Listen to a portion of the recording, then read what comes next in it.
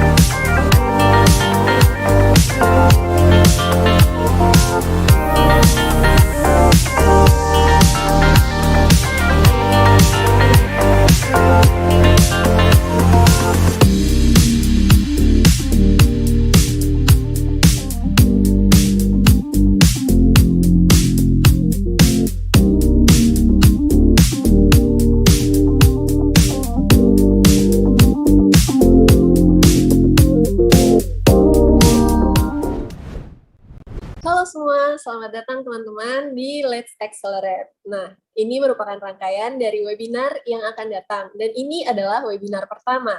Di webinar kali ini kita ada mentor, yaitu Mas Natali Ardianto, yaitu CEO dari Lifepack. Nah, selamat datang Mas Natali.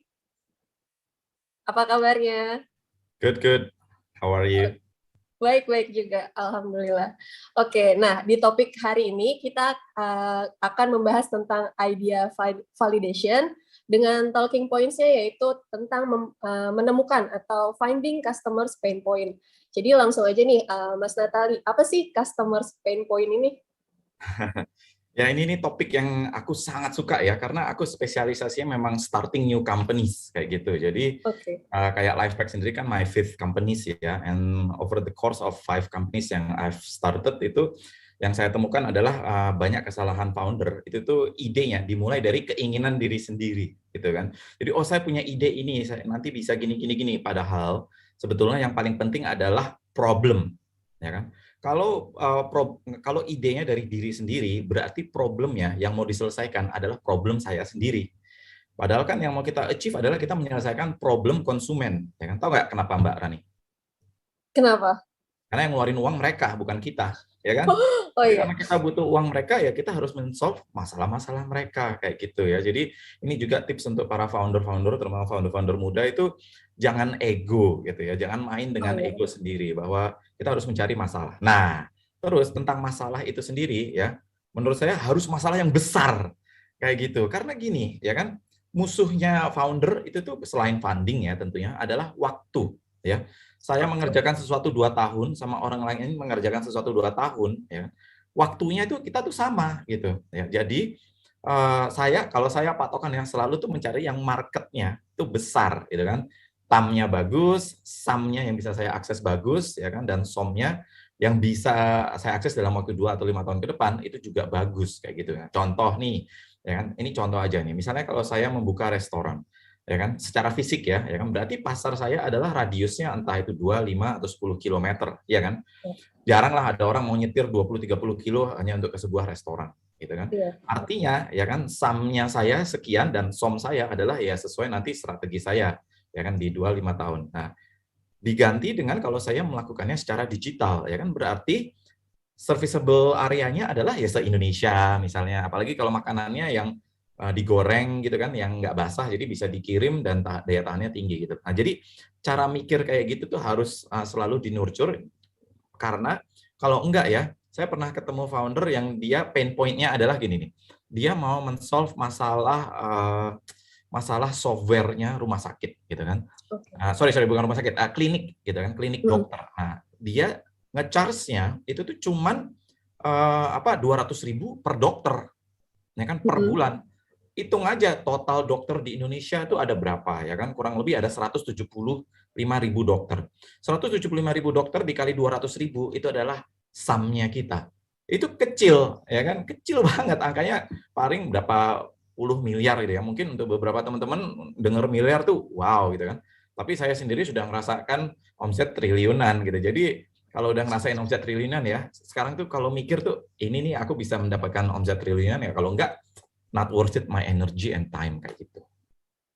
Jadi benar-benar emang dituntut untuk mikirnya tuh nggak cuma satu scoop aja ya, tapi emang harus lebih luas karena nggak boleh ego pokoknya. Ya, pokoknya jangan keinginan diri sendiri, karena kita kalau mau menyelesaikan masalah kita, customer-nya kita. Masa kita yang ngeluarin uang? Bukan kan? Startup ini kan kita Balik bikin lagi.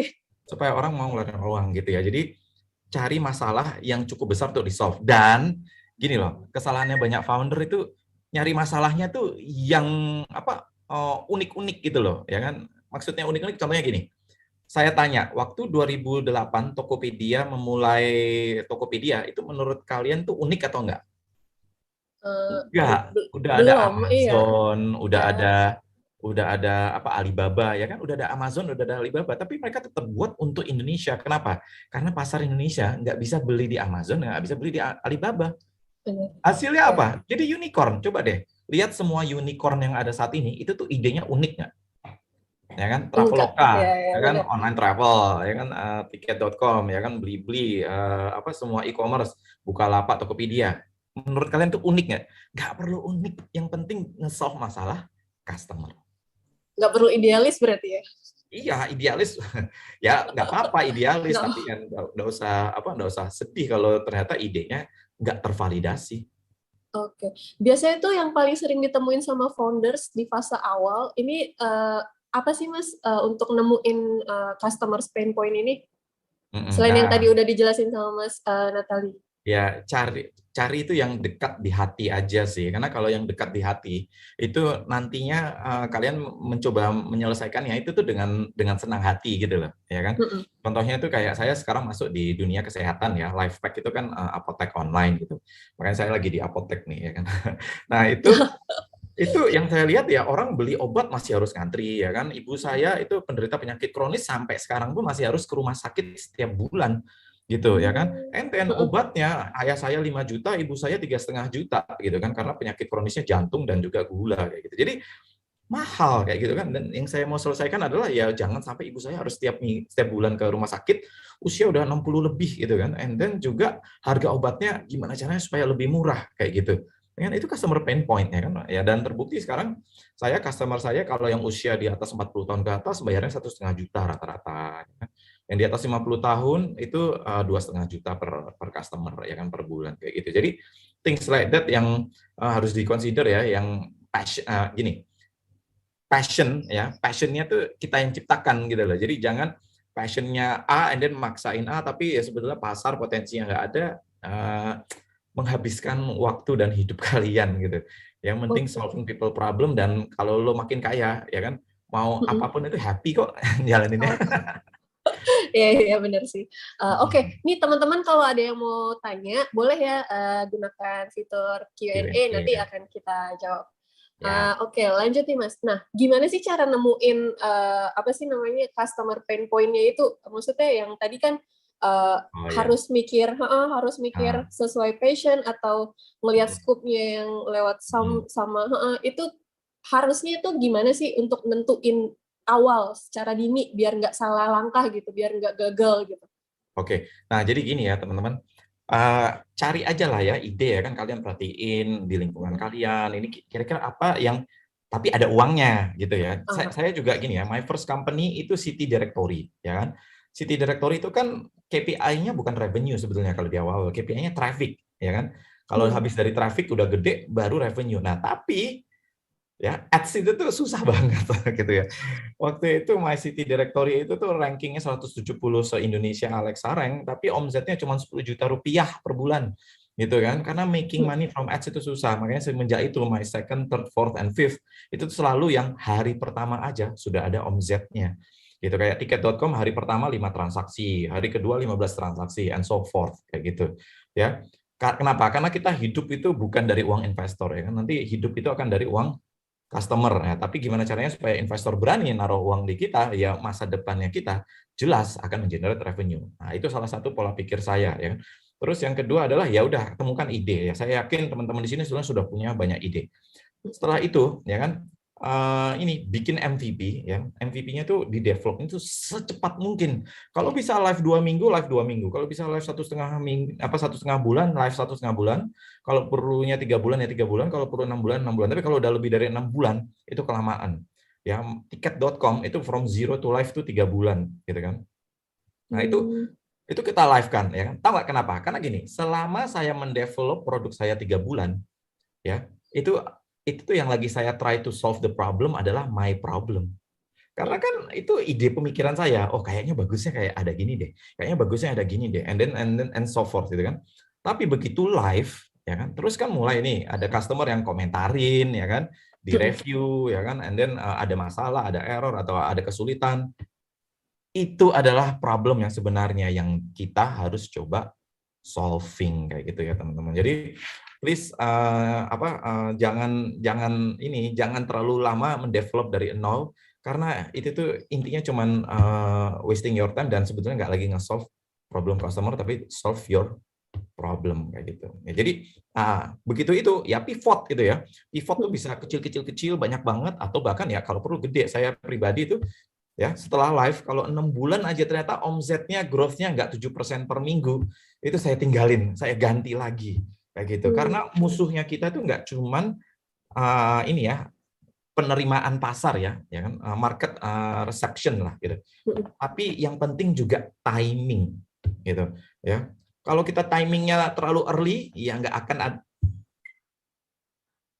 Ini kok saya berhenti ya? Masih kedengeran ya? Masih kedengeran. Ya. Jadi kalau timingnya too early ya kan nggak ada yang mau nggak ada yang mau beli ya kan, karena mungkin kayak saya pernah diceritain oleh salah satu founder online travel tahun 90-an ya. Dia bilang, "Nat, lo tau nggak? Setahun itu saya yang transaksi itu cuma 5 orang."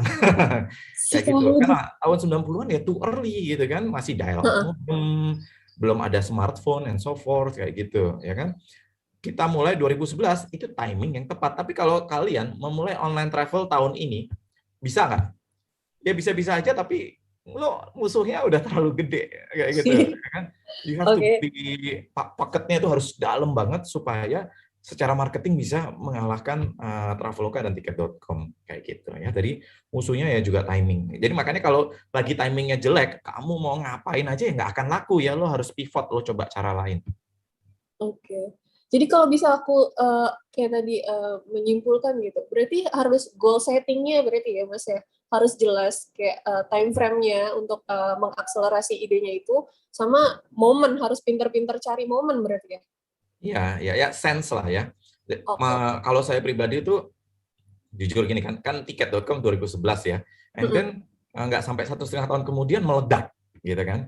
And then saya sebelum ini kan saya fintech ya, jual beli emas kayak gitu kan. Itu dalam waktu seminggu dari omset sekian ratus ribu sampai dalam waktu 11 bulan itu dari omset yang sekian ratus ribu dolar per bulan jadi beberapa juta per bulan gitu loh. Karena timingnya tepat kayak gitu ya kan, dan memang fintech kan waktu itu lagi naik daun ya tahun 2015 sampai 2018-an kayak gitu. Nah, terus sekarang ya health tech ya kan, and then saya lagi di health tech kayak gitu ya kan. Jadi kerasa kok gitu kalau memang sudah season entrepreneur sih ya. Tapi buat teman-teman nggak apa-apa, ini patokan saya ya. Kalau patokan saya tuh gini, apapun yang dilakukan Amerika 7 sampai 10 tahun lalu, kalian lakukan sekarang. Apapun yang dilakukan Cina 5 sampai 7 tahun lalu, lakukan sekarang. Apapun yang dilakukan India 3 sampai 5 tahun yang lalu, lakukan sekarang. Kenapa? Karena sebetulnya yang membuat mereka penetrasi berhasil itu juga pendapatan per kapita, ya kan? GDP-nya Indonesia itu $3.900 ya kan, tapi GDP-nya Jakarta itu kalau saya nggak salah ingat itu $7.000 ya, 7.000 atau 17.000 saya lupa ya, $7.000 kalau nggak salah. Jadi GDP itu mempengaruhi kemampuan buying power, ya kan? Kalau GDP makin tinggi ya, basic need-nya sudah terpenuhi, artinya apa sisanya? Disposable income. Ya jadi hal-hal yang seru-seruan lah ya kan, kayak online travel tadi dan lain-lain itu jadi mulai bisa spending. Makanya waktu kita memulai ya bagus mulainya di Jakarta sama Surabaya karena pendapatan per kapitanya sudah melebihi $3.000, di mana kebutuhan dasar kebutuhan dasarnya, kebutuhan primernya sudah bisa terpenuhi. Jadi dia udah bisa mulai ada disposable income. Things like that. Jadi faktor itu sebetulnya banyak gitu. Nah, kalau saya sendiri health tech itu karena menurut saya sandang papan pangan itu yang kurang satu lagi sih, kesehatan ya kan. Karena kesehatan nggak bisa milih kan. Ya, kamu sakit terus kamu bilang saya nunggu pendapatan saya lebih tinggi baru saya berobat, nggak ada ya, harus berobat kayak gitu. Jadi saya sendiri berani masuk sekarang dan timingnya tepat ya, karena ini ya apalagi terus kebetulan COVID ya kan, saya develop 1 tahun terus COVID, waduh langsung itu omsetnya growth sampai 40-60% per bulan. Oke. Nah Mas, kan kita para founders di sini pasti kan juga pengen bikin startup itu kan pengennya tuh yang long last gitu kan, yang untuk jangka panjang. Nah, seberapa krusial sih buat nentuin customer pain point-nya ini untuk bisa mengakselerasi bisnisnya supaya bisa long last gitu? Nah, ini juga yang penting ya. Tidak ada yang namanya long lasting gitu kan. Makanya kenapa berubah-ubah itu tuh penting banget ya kan. Pivot kecil bahkan pivot gede itu penting. Tahu nggak kenapa? Karena contohnya gini, ya kan. Tahu Kodak ya kan? Kodak itu tuh mereka mulai tahun 1888 ya kan, tapi tahun 2012 mereka bangkrut. Kenapa? Karena padahal mereka penemu digital kamera tapi nggak dikeluarin, diumpetin karena industri film mereka menguasai 90% pasar. Ya kan? Mereka nggak mau change ya. Contoh lagi ya Nokia, ya kan, Nokia juga gitu, ya kan, nggak Android lagi naik daun juga nggak dipersu gitu kan. Jadi menurut saya sih enaknya ya zaman sekarang itu anyone had a chance kalau dia bisa mengambil di timing ya kan, dan di strategi itu yang tepat ya kan, and then tapi memulai itu lebih gampang daripada mempertahankan gitu. Nah, PR-nya adalah mempertahankan itu tuh harus kalian tahu apalagi nih hal yang baru ya kan, atau harus agak mengarah ke sini, mengarah ke situ kayak gitu ya. Jadi itu yang harus dijaga sensitivitasnya sebagai entrepreneur. Rajin-rajin baca ya kan, and then melihat luar negeri gitu. Kalau saya tuh suka tuh googling tuh bukan googling ya, buka itu situs-situs berita luar negeri, bukan situs berita Indonesia. Kenapa? Ya Indonesia kita udah jago kok. Nah, tapi kalau yang di luar negeri itu lagi ada apa sih ya kan? Wah, trennya kayak gini ya kan. Itu tuh kita serap and then kita coba bawa ke Indonesia gitu. Kayak Agoda ya kan. Booking.com itu tuh 15 tahun sudah mulainya waktu kita tiket.com mulai ya kan. Jadi patokannya pas gitu kan. Oh ya, mereka 15 tahun yang lalu sudah segede itu 2011 ya. Ya udah berarti kita mulai sekarang itu worth it gitu karena nantinya ya dengan pendapatan per kapita dan lain-lain faktor-faktornya dan penetrasi internet juga ya kan. Itu impact-nya akan besar. Oke. Nah, sehubungan sama yang tadi Mas Natali jelasin, jadi better untuk para founders ini buat nentuin customers point itu tuh di awal sebelum mendirikan atau pas selagi berjalan, Mas? Di awal Mbak ya. Jadi di awal ada ide ya kan, and then dari ide itu divalidate dulu ya kan. Nah dari divalidate itu tuh kalian lihat ya kan 3 bulan 6 bulan itu traction-nya bagus atau enggak. Kalau enggak bagus move on. Ya, karena gini loh teman-teman, bayangin ya, pasar kita 270 juta orang ya kan. Terus kalau kalian mau mengaksesnya generation milenial gitu ya, itu kan kurang lebih berapalah 30-40 juta. Ya. Kalau kalian aja dari 30-40 juta aja nggak bisa mengakses 0,001%, gimana mau mengakses 1%, 10%-nya kayak gitu ya kan? Maksud saya di sini adalah waktu memulai, and then kalian melakukan strategi-strategi kalian ya, entah itu produknya dipromosikan, marketing ya kan. Itu kalau ternyata ya nggak ada traction selama 3 bulan 6 bulan, move on karena ditungguin gitu itu nggak akan tiba-tiba bagus ya kan. Move on-nya itu macam-macam ya, bisa pivot, bisa ya, ganti ide ya kan. Ya contohnya kayak company saya ini ya ada ide yang nggak berhasil ya kan, saya bilang ke tim, sorry ya, ini kita berhenti mendevelop ini ya kan, kita diemin dulu 2 tahun, nanti kita review kembali.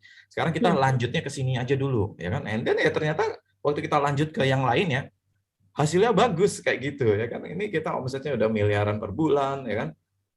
And then growth-nya 30-60% per bulan kayak gitu. Nah, itu ya. Karena bayangkan kalau saya masih aja ngotot ya mikirin produk ini ya kan. Nah, ini kayaknya kita coba improve ini deh. Ganti tampilannya gini deh. Ganti lagi UI-nya 100% gini deh. Mending bikin baru daripada bikin UI diganti-ganti kayak gitu. Ya kan? Pasarnya tidak akan tiba-tiba berubah gitu loh. Tampilan baru jadi pasarnya jadi lebih tertarik. Nggak ada. Kalau nyelesain masalah sejelek apapun orang akan berusaha pakai kok. Nah, Mas, tadi kan Mas Natali udah sempat sharing itu pengalaman, soalnya kan kalau ngelihat background-nya Mas Natali ini cukup legendaris ya sebagai founder startup gitu kan, banyak nih bisnisnya. Nah, pengalamannya Mas Natali tadi untuk mengidentifikasi pain points, terus strateginya tuh buat itu tuh boleh di-sharing nggak sih Mas buat para teman-teman di sini? Banyak. Jadi gini ya, kita tuh tiket.com dulu conversion rate rata-rata 1% ya kan, tapi kita tuh kan mendengarkan komentar-komentar customer ya, baik itu dari App Store, Play Store ya kan, review-reviewnya ya kan, dan juga dari teleponnya customer service itu tuh kalau setiap angkat tutup itu ada namanya disposisi. Ya, disposisi itu jadi tim CS itu mengkategorikan permasalahannya. Jadi setiap minggu dan setiap bulan itu kita bisa melihat ini yang nomor 1 sekarang lagi masalahnya apa and so forth gitu ya. Nah, ya, ini juga ya sebelum masuk ke situ, teman-teman, ketika live and then ada yang komplain atau ada yang komentarin negatif ya kan, bintang 1, nggak usah takut, itu malah bagus ya kan. Orang yang sampai niat komentarin artinya care sama kita nggak? Benar. Care ya kan, peduli sama kita, jadi malah itu wah ini ada yang care sama kita gitu loh. Mindset saya sih orangnya terlalu optimistis ya, terlalu positive thinking, jadi ada bintang 1, wah bagus nih ada yang sayang sama kita sampai komentarin bintang 1, and then kita perbaiki. Karena gini, bintang 1 itu tidak akan selamanya dihafalin user yang lain-lain gitu loh, ngerti nggak? Saya tanya teman-teman, masih ada nggak ingat bintang 1-nya waktu Facebook memulai? Nggak ada yang peduli.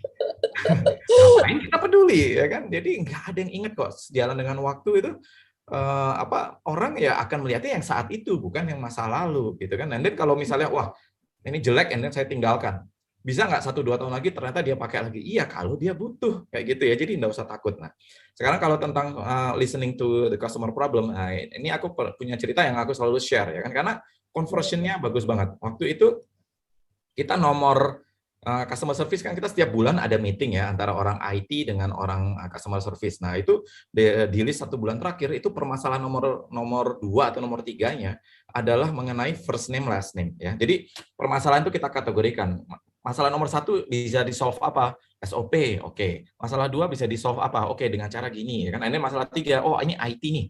First name, last name, ya kan. Kenapa kok banyak sih yang nelpon? Karena orang-orang Indonesia kan baru awal-awal ya merasakan online booking ya. Jadi waktu ditanya first name, last name, and then namanya Iputu Ayu Eka Wardana, dia nanya, saya naruhnya di mana? Iputu Ayu Eka-nya di depan, Wardana di belakang, atau I-nya di depan, Ayu Eka Wardana-nya di belakang, gitu. And then Haji boleh diganti H nggak, Muhammad boleh diganti Moh nggak, gitu kan. Aduh, kesel banget, gitu. Kenapa first name, last name? Karena maskapai mintanya kan Mr. Mrs. first name, last name. Jadi kita bikinnya gitu. And then penyakitnya kayak gitu. And then yang kita lakukan adalah kita ganti jadi full name. Kita ganti full name waktu itu nggak langsung bener ya. Kenapa? Karena ya itu tadi masih ada Muhammad, masih Hajah gitu kan. And then kita tambahin teks di bawahnya sesuai KTP, and then langsung ya. Waktu itu sebulan 10.000 telepon ya. 10.000 telepon yang menanyakan gimana caranya memasukkan nama mereka ya. Begitu kita solving itu, bulan sebelumnya tuh omset kita per bulan 100 miliar ya kan. Bulan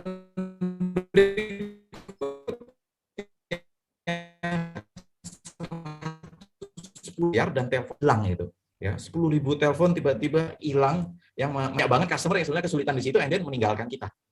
Itu, bayang nggak? Ya, jadi dengan trying to listen to customer problem melalui customer service, melalui review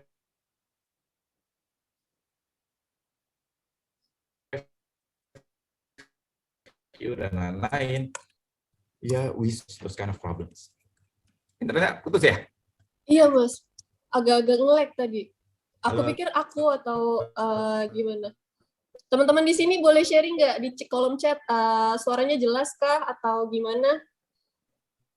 Putus-putus juga kah?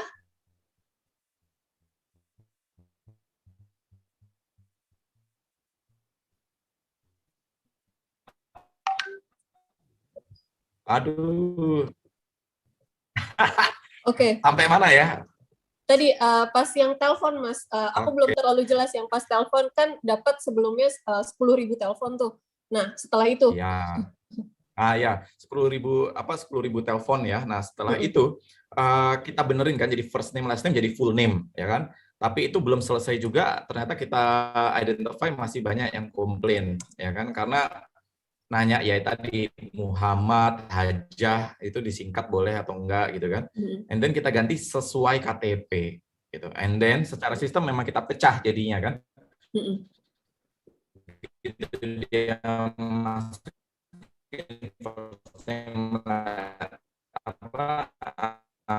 nama full name secara sistem yang kita pisahkan.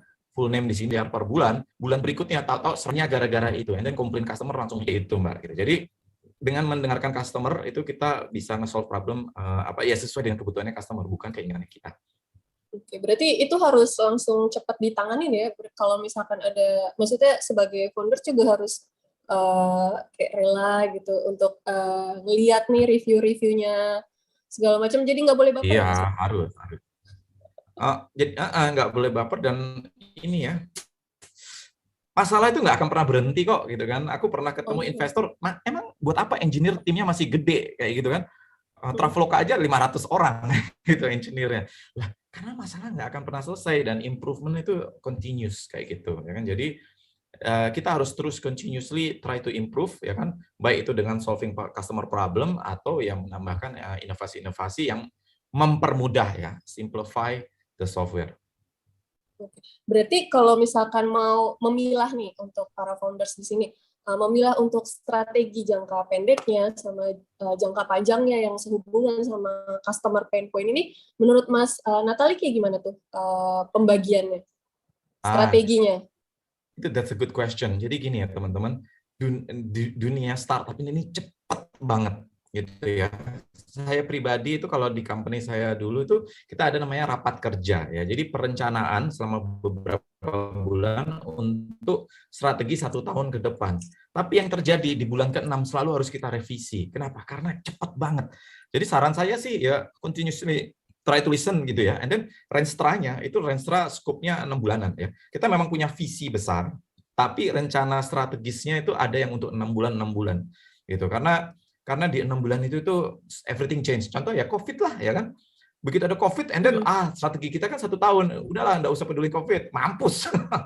Ya kan. Nah, tapi kalau kita ya kan mulai oke, ini ada COVID ya kan, ini 3 bulan kita kalau gitu kita ganti strateginya kayak gini-gini ya kan. Itu tuh will actually change a lot of your ini kok traction gitu. Dan saya yakin akan improve a lot.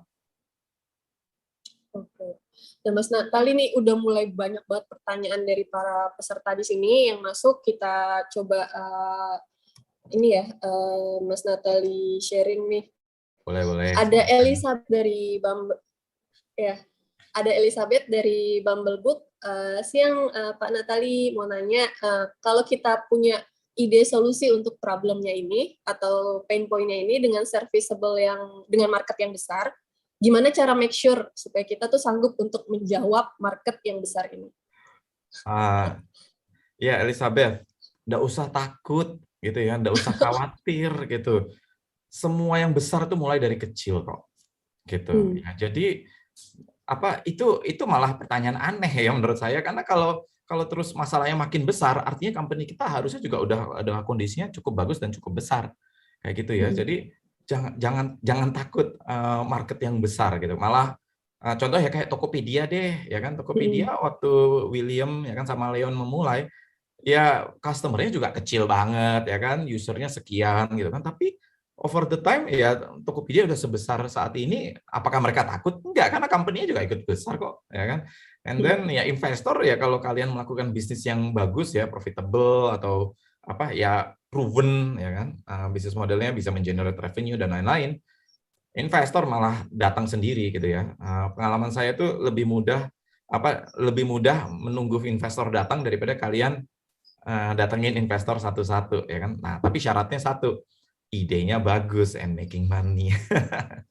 Oke. Nah, kayaknya aku kebayang sih kalau misalkan pertanyaannya Elizabeth ini mungkin ada kekhawatiran gitu, Mas Natali. Kalau misalkan kita udah punya ide bagus nih, sesuai sama customer pain point-nya, marketnya kita percaya ini gede banget.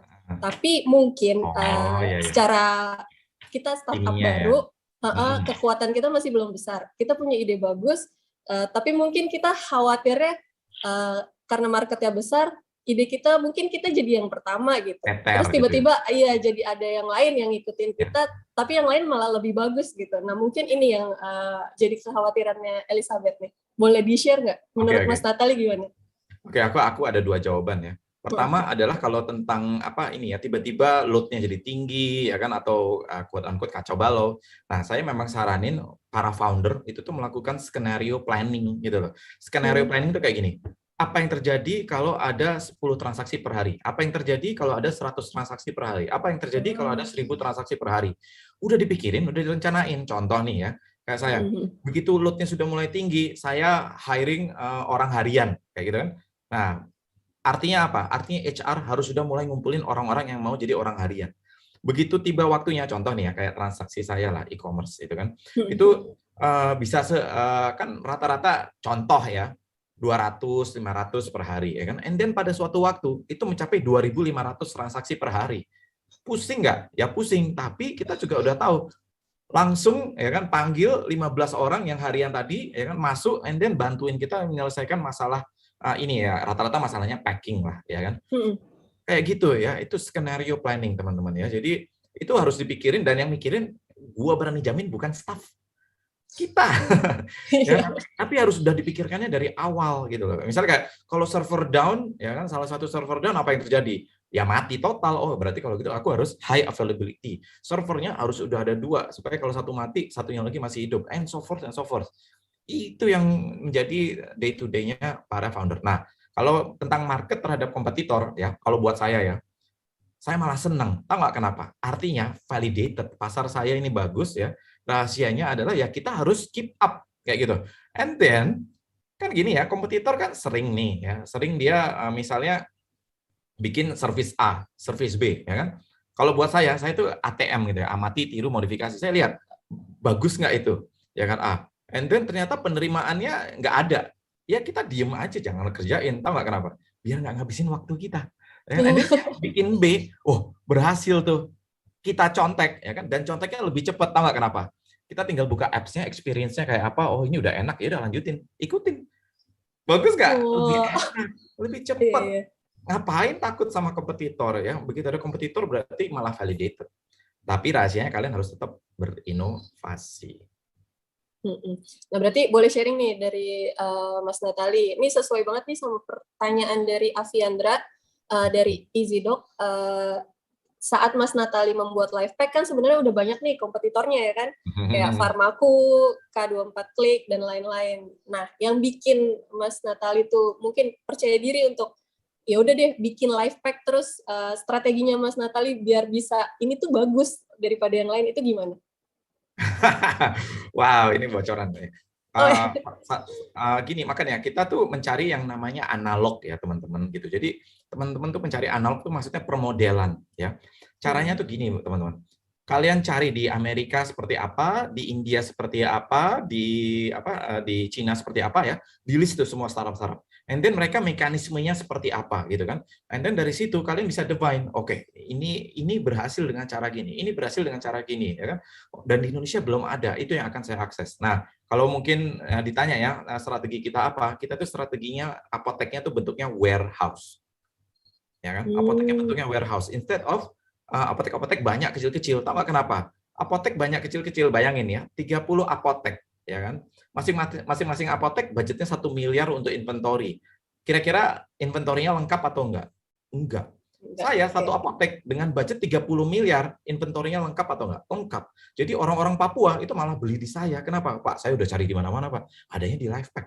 Kayak gitu, teman-teman ya. Jadi you have to identify, dan ini cara warehouse ini itu cara company-company di Amerika dan India. Di Amerika ada company yang satu negara Amerika 50 states dilayani hanya oleh 6 warehouse. Di India India gede banget ya, 1,5 miliar population, itu satu company cuman 11 warehouse. Bayangin, 11 warehouse versus ratusan apotek kecil-kecil, ya kan? Strateginya udah totally different gitu. And then dengan warehouse itu, jadi satu titik itu saya beli itu ya, kayak ya inilah kayak suplemen gini ya. Kita seminggu sekali itu ada suplemen yang kita beli itu 6.000 botol per minggu, ya kan? Gede banget gitu. Kenapa? Karena kita volume udah tinggi, and then negosiasinya bisa lebih banyak, ya kan? Minta diskon yang begini dong, kayak gitu kan? Ini kan gitu teman-teman. Ya, jadi harga kita jadi jauh lebih murah. Iya, bisa dimainin lagi ke customer-nya ya, jadi biar bisa lebih menarik lagi. Kita itu ya, kita tuh ngeset itu harga beli cuma dinaikin 6%, Mbak. Gitu. Kenapa? Karena diskonnya gede. Masih tetap cuan ya. Cuan. Jadi harga kok udah murah banget ya kan. Tapi marginnya diskonnya itu gede. FYI, dulu saya di tiket.com itu marginnya 5-6%, guys. Jadi ini kalau saya naikin 6%, ya kan, berarti udah sama dengan tiket.com kan marginnya. Tapi saya dapat diskon. Makanya ongkir gratis, semua gratis kayak gitu. Dan saya kalau dulu ya, itu tuh kita ngitungnya 0,1, 0,2% ya kan, karena marginnya cuma 5%. Di sini udah kasih 6%, udah kasih 5%, udah kasih 11% gitu kan. Nggak mikir kenapa, karena marginnya gede banget. Dan ARPU-nya jauh lebih gede juga, average revenue per user-nya. Oke, bisa dicontek tuh teman-teman ya. Iya. Strateginya. Tapi jangan contek yang punya saya. Ini jangan ngajarin. Oke. Ya, bener nih, ya kan? Silakan. Nah, ada lagi nih dari Taufik Ardi dari Toko ID. Izin bertanya, Mas Natali, traction ini kan bisa diciptakan dengan adanya budget. Apakah ketika budget sudah berkurang jauh dan traction berkurang, termasuk ke dalam startup yang perlu move on atau pivot aja? Padahal saat ini belum dapat investor untuk fundraising, dan padahal kitanya si startup-nya tuh optimis gitu, sama traction di awal kan bagus. Itu gimana tuh? Ya, itu bagus juga pertanyaannya ya. Jadi kan ada keyword ini ya, efektif dan efisien, ya kan? Menurut Mbak itu mana dulu yang harus dikerjakan, efektif dulu atau efisien dulu? Efektif dulu. Efisien, Mbak, ya kan? Kenapa sih kok efisien dulu? Karena gini, Mbak, ya kan? Kita harus efisien dulu. Ketika sudah efisien, ketika kita scale, itu menjadi efektif. Nggak mungkin efektif tanpa efisien. Pernah nggak ada orang, oh saya sudah efektif, tapi nggak perlu efisien? Nggak mungkin. Tapi bisa aja saya efisien, tapi belum efektif. ya. Nah, efisien itu artinya apa? Hemat biaya, nggak ada pengeluaran, ya kan? Organik gitu. Makanya saran saya sih teman-teman ya, hindari spending too much on marketing. Kalian harus cobanya organik dulu gitu. Kenapa sih kok harus coba organik? Karena kalau organik aja nggak bisa dan kalian harus merangsangnya dengan budget, selamanya nanti kalian akan spending budget yang gede-gede gitu ya. Jadi bikin efisien dulu ya kan. Ketika titik efisien itu sudah tahu, contoh nih ya kayak saya. Dulu SEM ya. SEM saya itu tuh bahkan ongkos per kliknya bisa di bawah 1 sen ya kan. Berarti kurang lebih di bawah Rp140 ya kan. Loh kok bisa Pak? Karena saya targetin hanya untuk yang keywordnya 3 ke atas gitu. Jadi tiket pesawat Jakarta Bali, tiket pesawat Jakarta Surabaya, tiket pesawat itu kan, itu lebih dari 3 keyword itu tuh pay per kliknya tuh jauh lebih murah di bawah 1 sen ya kan. Nah, terus Pak kalau yang 2 keyword 1 keyword gimana? SEO ya kan. Saya bayar penulis ya teman-teman. Saya bayar penulis untuk 700 kata, itu tuh Rp10.000 mau bahasa Inggris mau bahasa Indonesia. Saya dengan budget cuma Rp10 juta, saya bisa dapat 1.000 artikel. Wow. Iya, per bulan ya. Kalian search deh tiket pesawat, posisinya nomor 1 siapa? Tiket.com gitu kan. Karena 1.000 artikel itu arminya ya. Dan itu arminya bukan penulis saya, outsourcing itu anak-anak sastra Inggris, anak-anak sastra lainnya ya kan yang mau dapat uang saku gitu kan. Nah, itu Rp10.000 gitu. Kalau sekarang Rp15.000 ya kan. Tapi gitu ya. SEO ongkosnya berapa coba sekarang? Kalau SEO-nya kita berhenti, ya trafficnya masih jalan. SEM berhenti, nggak ada traffic langsung. Oke. Jadi gitu ya Taufik ya. Bisa di efisien dulu baru efektif, nggak boleh boros-boros ya di awal ya. Jangan spending dulu lah. Karena kalau kalian spending SEM, spending iklan ya, semua orang bisa. Ya, semua orang bisa. And then apa impact-nya? Males. Kalian jadi males. Jadi ketergantungan ya? Iya, ya kan kita tiket.com itu 2 tahun pertama itu zero marketing loh. Kita tuh pakai public press release gitu kan, media ya kan, and so forth. Saya bahkan punya startup yang saya mentor ya kan, dia aplikasi booking pesawat juga, Indonesia Flight namanya. Itu 2 tahun kemudian tuh omsetnya tuh beberapa ratus miliar ya kan. Waktu aku tanya kan, lo setelah gua lakukan press release apa yang kalian lakukan? Kita cuma spend 10 juta di SEM kok, yang lainnya organik gitu. Ya, jadi ngerti nggak, very efektif dan very efisien kayak gitu. Karena memang targetnya buat maksudnya biar bisa sustainable juga kan ya.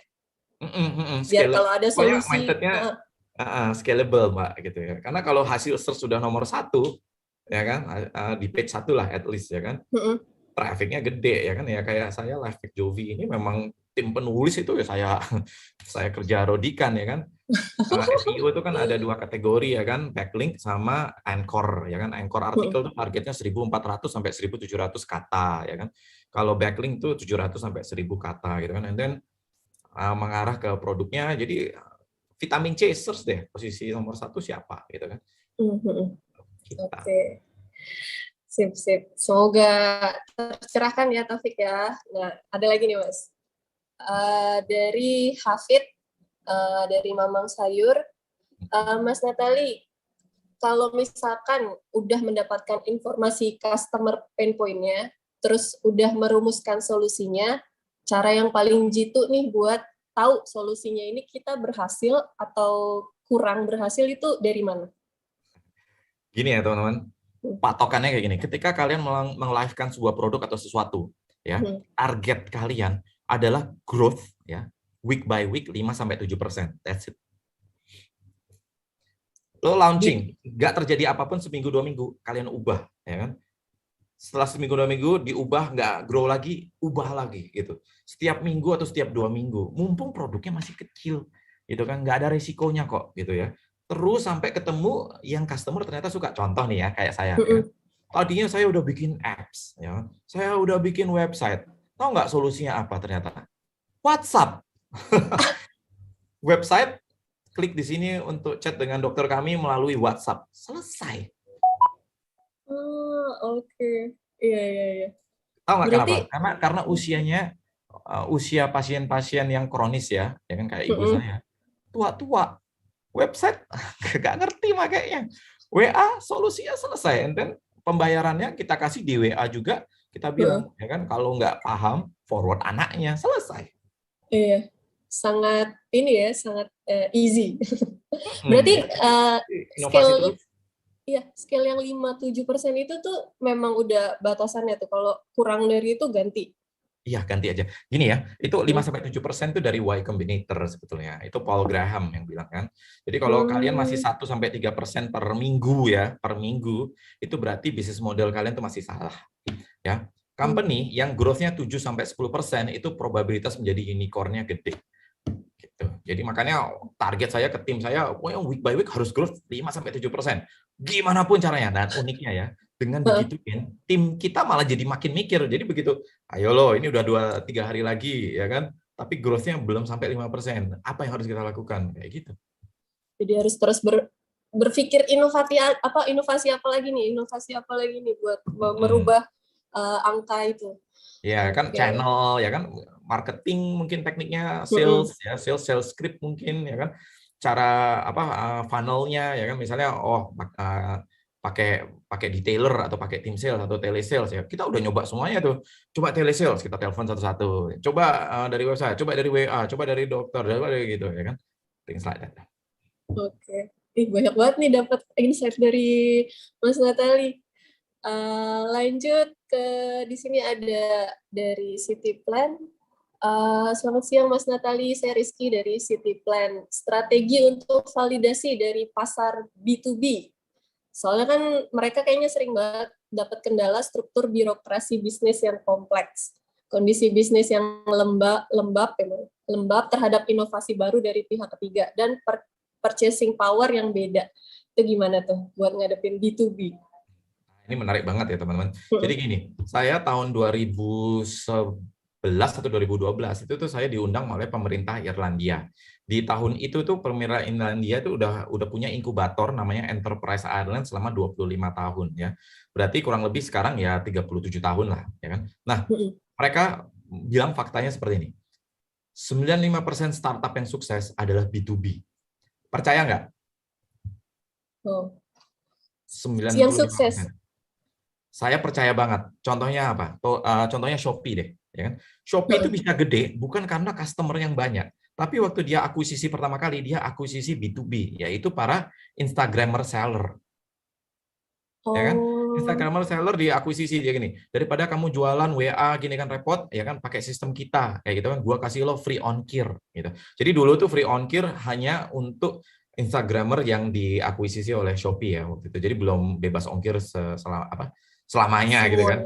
Nah, itu and then mereka jadi mempromosikan Shopee ya kan. Jadi ribuan customernya dia langsung pindah ke situ. Kenapa? Karena satu, pembayaran yang langsung diurusin Shopee ya kan, dan seterusnya. Itu B2B atau B2C? B2B ya kan. Nah, B2B permasalahannya memang lambat, tapi begitu dapat gede gitu. I'm a true believer of B2B as well ya teman-teman gitu. Jadi makanya kayak tiket.com itu kalau kalian nggak B2B-nya itu sebenarnya ada affiliate, ada agen, sistem agen, dan ada API kayak gitu. Bahkan satu partner API agent aja itu tuh omset 1 tahunnya tuh bisa 500 miliar satu partner gitu ya. Jadi tapi ya approach-nya memang bisa berbulan-bulan atau bertahun-tahun, nikmatin karena manfaatnya jauh lebih long term gitu. Itu menurut saya sih ya. Jadi ya gimana ya? Harus milih, memang lo memang mau B2C, mau B2B. B2C memang gampang akuisisinya, tapi customer nggak ada yang loyal. Ayo, customer begitu ada godaan maut namanya diskon ya, pindah. Ya kan? Tapi kalau B2B nggak bisa, apalagi kalau integrasi API. Ya kan? Begitu ada kompetitor masuk, tahu nggak apa yang terjadi? Maaf, kita udah integrasi sama ini, kan? Males kita integrasi lagi API lagi ya kan? Makanya secepatnya kalian mengakuisisi partner-partner B2B secara strategik, dan jangan sabotase diri ya. Pokoknya kalian harus pede ya kan. Mau sekecil apapun you have to be confident. FYI, Chief Commercial Officer saya waktu memulai tiket.com, komersil ya. Artinya kan dia yang akuisisi partner-partner ya. Maskapai Garuda, Lion Air, PT Kereta Api ya. Chief Commercial Officer saya waktu memulai tiket.com itu usianya 22 tahun.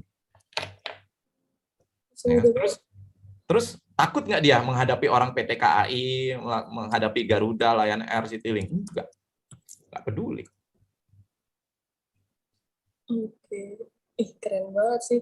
Tapi mungkin di sini kalau ngadepin birokrasinya yang panjang gitu, kayak tadi kan, sementara kan kita sebagai founders harus mikirin yang kayak tadi Mas Natali kasih tahu gitu, untuk selalu berinovasi, kalau nggak ketinggalan dengan update-update yang lain. Itu gimana tuh buat nyiasatinnya? Ya ini ya, don't put your egg in one basket lah, ya kan. Dan kita kan apalagi kalau masih baru ya kan, kita mencoba vertical, ya kan. Ya udah B2B dengan cara yang akuisisi kayak gini gimana, ya kan. And then B2B yang caranya kayak gini gimana, ya kan. Coba aja semuanya, ya kan. Karena gini, dan uniknya ya teman-teman, you don't have to develop anything. Yang penting slide, ya kan. Kalau dia mau baru mulai pusing, oke, harus mulai bikin deh kayak gitu. Karena mereka sendiri lama dan lambat kok, ya kan. PKS paling 2 bulan 3 bulan baru selesai, ya kan, and so forth. Apalagi kalau baru ya kayak gitu. Jadi kalau kita sih mending aku ya itu modalnya modal nekat aja. Belum ada nih, ya nggak apa-apa lah, nanti kalau ternyata kejadian ya kita pakai outsourcing, ya kan, untuk mengisi supaya development-nya bisa lebih cepat kayak gitu. Skenario planning. Oke. Nah, lanjut lagi nih. Ada dari Fadel, dari Kredit. Hai Mas Natali, saya Fadel dari Kredit. Kami sedang develop EdTech berbasis subscription. Tantangan besar hadir di konten. Gimana sih cara growth hacking yang tepat dari segi user juga konten? Soalnya kalau ingat produce konten butuh cost production yang cukup besar. Itu gimana? Ini menarik banget ya, EdTech itu. Karena saya pernah diajak juga menjadi foundernya EdTech gitu kan. And then jujur ya, aku cari analog, nggak ada yang jadi unicorn. Patokan saya sih gini ya, bahkan kalau udah jadi unicorn berarti easy gitu loh, ya kan, maksudnya bisa di generate gitu. Jadi patokan saya gitu ya teman-teman. Maksudnya ini nggak mendiskredit apa tadi ya, tapi intinya adalah kalau saya nyari itu yang ada unicornnya dulu deh, ya kan, itu yang mau saya kerjain di sini ya gitu. Nah, balik lagi ke EdTech itu kreativitas ya teman-teman. Jadi misalnya gini, misalnya oke, kalau saya nggak punya budget untuk meng-create konten, ya kan, kita mengajak ya kan, para guru, para ini, ya kan, silahkan bikin video, nanti ada profit sharing. Pokoknya setiap view akan ada profit sharing. Sebetulnya keuntungannya bikin video tentang sekolah bla bla bla gitu. Kan kurikulum tuh setiap tahun ya kan naik kelas, tapi ada lagi kelas 3, kelas 5, kelas 6 gitu kan. Repetitif ya kan. Nah, jadi makanya menurut aku itu jadi kayak quote unquote passive income, ya kan. A lot of strategy, a lot of idea yang bisa dilakukan oleh teman-teman kok, ya kan. Jadi lihat-lihat aja deh analog ya. Makanya tadi saya kembali bilang analog ya, di Amerika itu online learning kayak apa-apa gitu, itu seperti apa sih sekarang, ya kan. And then from there kamu mulai pilih, oke, ternyata kalau di-generate oleh usernya harus yang bagus supaya laku gitu kan. Nah, EdTech itu kan, jadi gini, aku notice ya, contoh kayak masterclass, ya kan, pasti tahu deh, iklannya kan sering banget ya, masterclass gitu kan, itu kan pembicaranya hebat-hebat itu. Iya, legendaris semua. Nah, itu kan strategi marketing juga, ya kan. Tapi notice deh akhir-akhir ini, ada bandelnya, ya kan. Artinya apa? Artinya nggak laku. Jadi sebetulnya jujur aja sih, ya maaf ya, tapi analisa saya nih, efek apalagi di Indonesia yang masih nyarinya gratisan, masih nyarinya ya gitulah, YouTube ya kan, musuhnya susah-susah gitu, ya kan.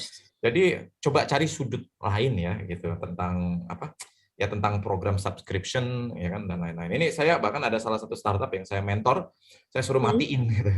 Udahlah, matiin aja gitu. Ganti cara yang lain yang lebih scalable kayak gitu. Oke. Nah, mohon maaf ya, tapi mending dibukakan pikirannya dari sekarang daripada saya sugarcoat and then you run it for 1-2 years and then baru realize. Cari analog dulu lah, luar negeri yang successful. Ya, kalau Amerika aja belum sukses, gimana kamu menjamin yang di Indonesia sukses? Iya. Daripada ngabisin waktu, ngabisin uang juga ya Mas ya. Ya. Oke. Terus saya efek sih, no ya. Kecuali yang kayak Haruka, ya kan. Haruka itu kan ini ya, efeknya dapat ini loh, S1, S2 gitu loh, dapat degree, ya kan? Itu masih masuk akal.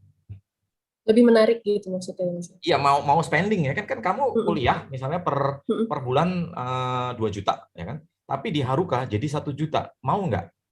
Mau, ya kan? Yang Iya. penting kan degree di Indonesia kan Dapat masih titel. ukurannya S1 degree, gitu. Itu masih masuk akal. Oke. That's the ugly truth about edtech dari Mas Natali ya.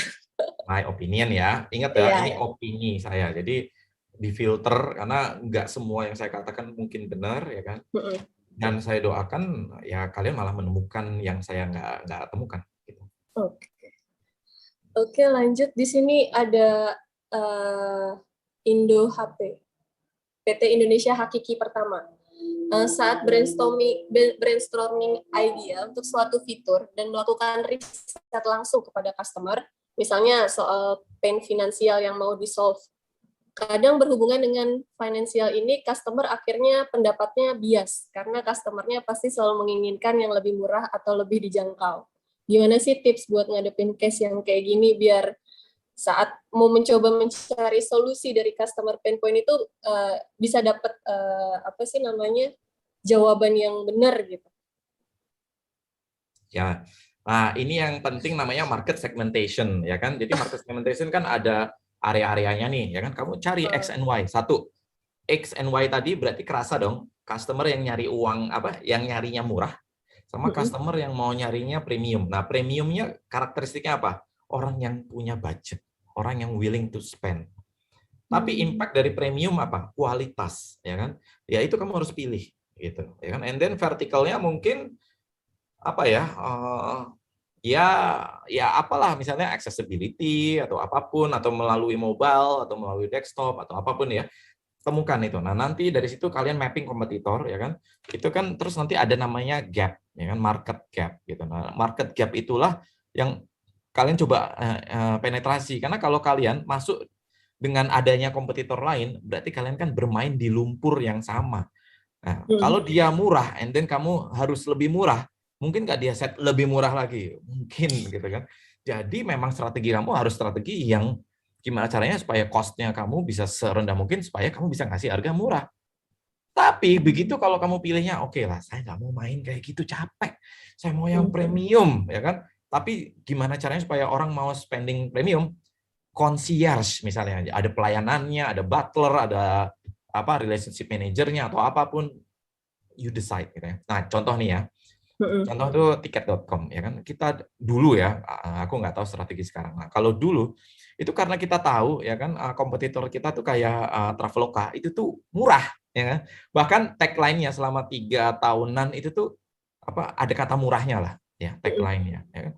Kita kalau mau ngeset murah, kita nggak akan bisa profitable ya. FYI, tiket.com itu tahun keempat profitable. Ya, nggak akan bisa profitable. Jadi tahu nggak apa yang kita pilih? Business traveler, ya kan? Ibu dengan ibu dengan keluarga ya, anak, ya kan. Nah, karakteristik ini terus kita decide, misalnya business traveler. Kira-kira business traveler kalau booking itu tuh mepet-mepet atau rencananya jauh? Mepet-mepet, ya kan? Ya kan? And then siapa yang disuruh kerjain? Sekretaris. Ya kan? Jadi yang kita lakukan, kita bikin poin, ya kan? Sekretaris pesan di tiket.com harganya harga normal, ya kan? And then dia kalau pesan hotel harga 50 juta kan, karena kan buat kantor ya. Dia bisa ke Singapura bolak-balik gratis dari poinnya. Jadi user kita jadi banyak sekretaris, banyak orang-orang yang melayani orang lain gitu loh. Ngerti nggak? Bayangin ya, 50.000 customer kita itu bertransaksi 50 kali setahun.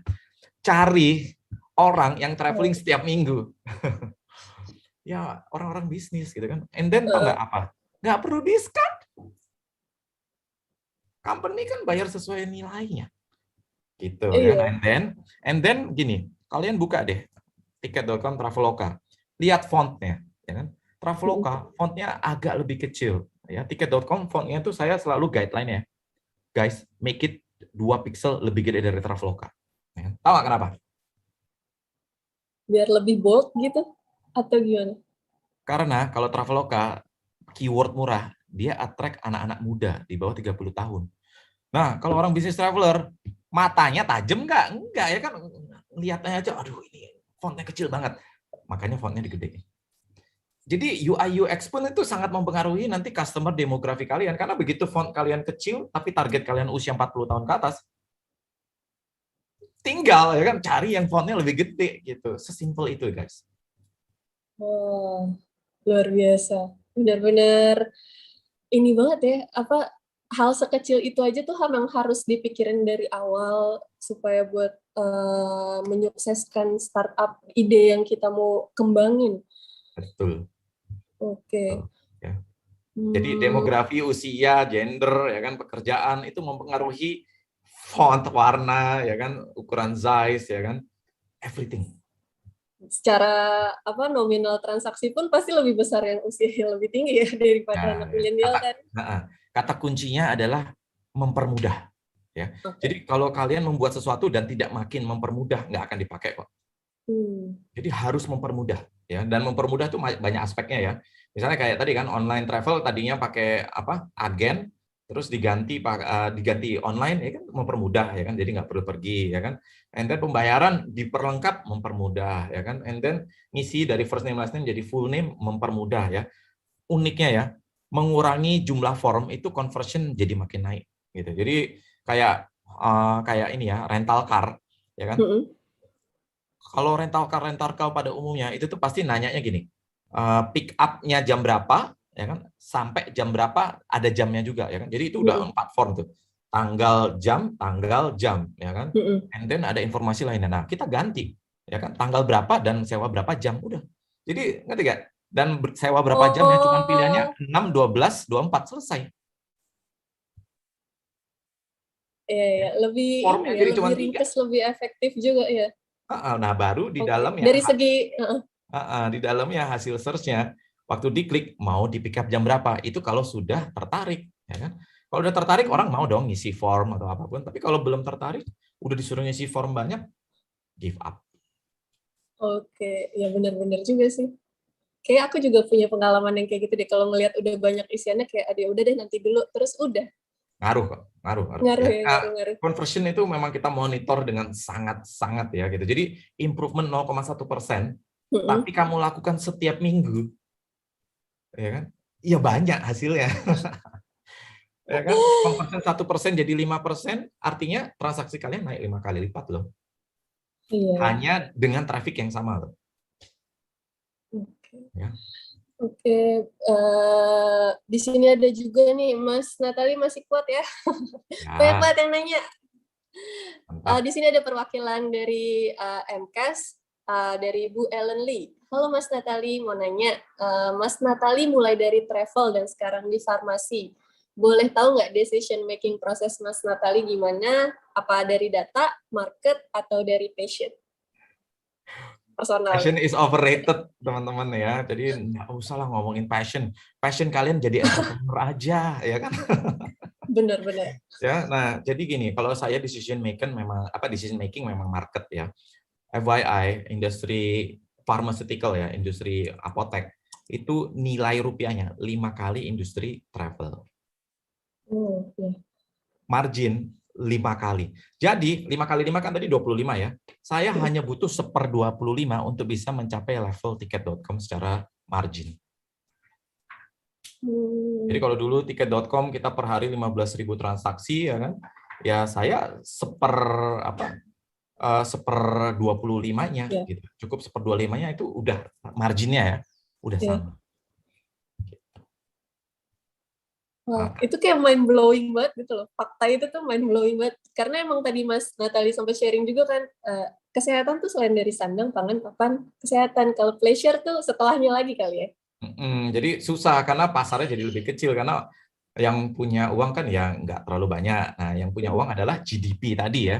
Google aja GDP per kapita provinsi Indonesia. Nah, nanti kalian bisa lihat tuh mana sih kota-kota yang ini.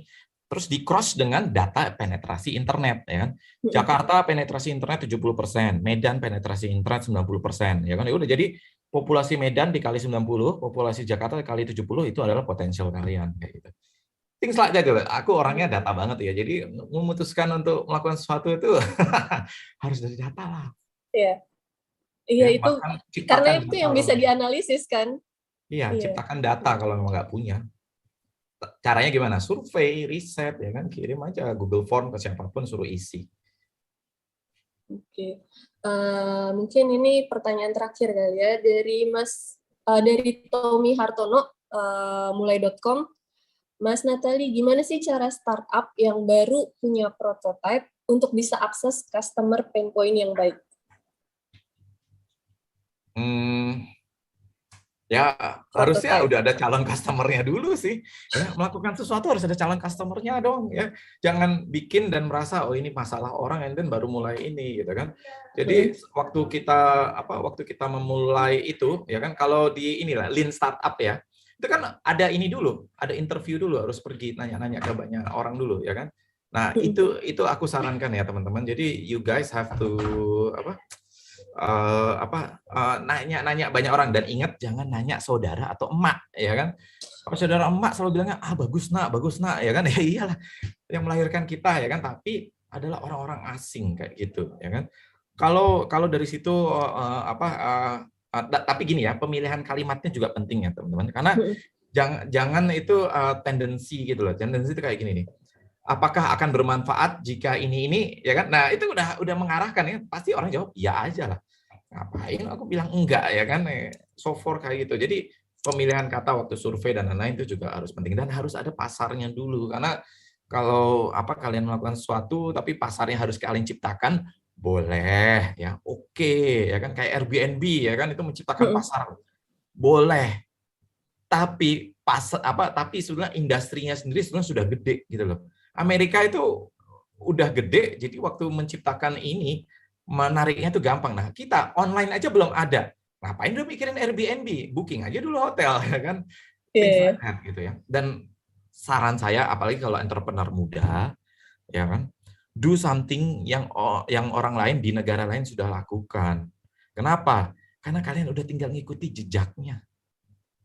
Nggak perlu inovasi yang luar biasa gitu. Kira-kira Indonesia perlu inovasi apa sih yang sampai harus kita ya sebagai founder bikin di Indonesia doang gitu? Nggak ada menurut saya. Ya.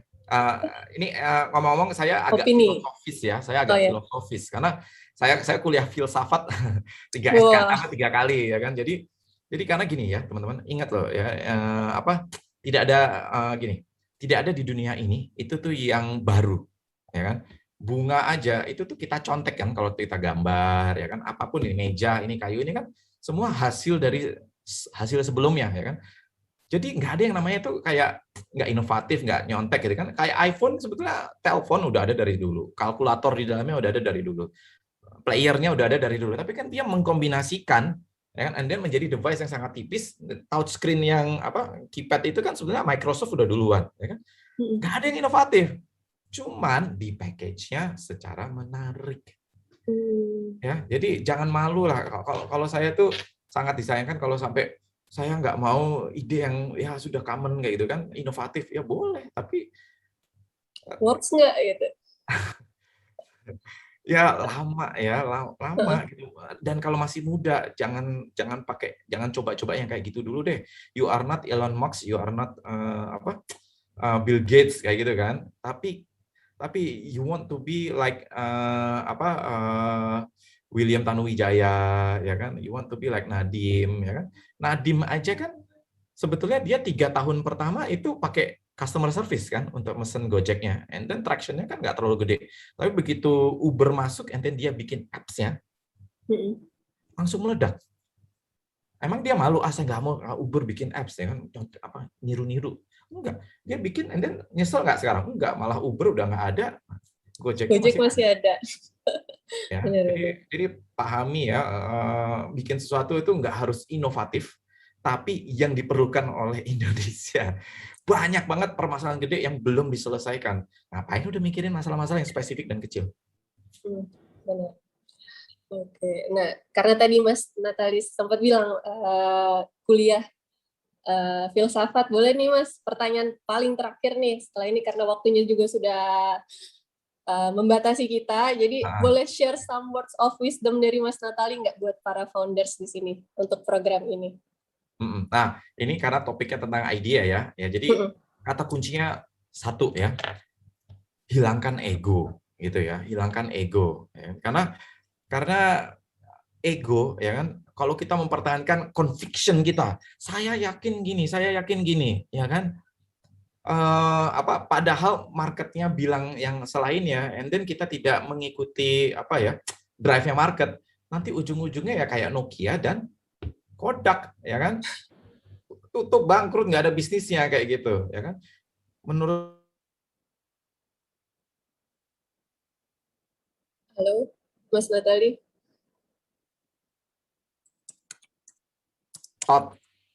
itu satu. Terus yang kedua Mas, adalah, boleh diulang nggak yang satu tadi? Tadi sempat putus. Oh, sempat putus ya? Ya pokoknya gini, ide itu ya kan, kalian validate itu nggak apa-apa. Maksudnya kalau ada ide baru, inovatif, silakan. Tapi kalau sudah divalidate ya 1 bulan, 2 bulan, 3 bulan dan nggak berhasil, jangan ngotot, ya kan? Pivot gitu loh, entah itu pivot kecil atau pivot gede, terserah kalian, ya kan? Tapi try to change a little thing, ya kan? Karena kalau omset kalian tidak grow 5-7% per minggu, itu tuh belum menjadi bisnis model yang bagus dan tepat. Karena masih kecil ya guys. Company kalau masih kecil, omsetnya cuma 1% per minggu growth-nya. Gimana nanti kalau udah gede banget ya kan, 0, mungkin ya kan. Nah, jadi itu ya. And then yang kedua adalah fokus gitu ya. Ide kalau ada satu, fokus diimprove supaya hasilnya menjadi sangat-sangat luar biasa. Karena my first company ya, it took me 13 months to go live ya. My second itu 8 bulan, my third ya, tiket.com itu 3 bulan live ya. Kenapa? Karena my first company itu idenya banyak banget dan kita develop sampai butuh waktu 13 bulan. Ketika live, bug-nya jadi banyak banget. Ketika bug-nya banyak banget, setahun kemudian itu cuma kerjanya benerin bug. And then ternyata dari semua fitur yang kita bikin, yang kepake cuma satu. Waste of time nggak? Waste of time. Ya, jadi don't do the same mistake as I did. Fokus satu ide saja gitu ya kan, and then itu dibikin improve ya kan. Kalau masih bisa growth 5-7 minggu, itu terus yang diimprove, jangan nambah-nambah dulu ya kan, sampai udah mulai loh kok ini udah mulai 5, udah mulai 4, mulai 3 per minggu, coba cari cara lain untuk mengimprove itu, atau ya ada inovasi ya kan yang mensokong gitu ya kan, and then hopefully itu berhasil. Kalau berhasil ini, kalau enggak cari lagi ide baru gitu ya. Pokoknya beriterasi terus, gitu. Karena kalau enggak, kamu akan ketinggalan. Oke, makasih banyak nih Mas Natali. Insight-nya banyak banget. Semoga bermanfaat buat teman-teman partisipan di sini ya semuanya. Dan setelah ini nanti akan diarahin untuk sama tim Daily Sosial. Jadi nanti ditunggu aja. Dan nantikan webinar selanjutnya. Makasih banyak ya Mas Natali, benar-benar luar biasa banget hari ini, dapat banyak banget. Thank you so much, semoga bermanfaat ya teman-teman. Ya, sehat selalu Mas Natali, sukses juga. Salam cuan. DM saya kalau memang ada follow up question yang nggak kejawab ya. Oke, siap. Mantap. Oke, sekian. Makasih teman-teman semua.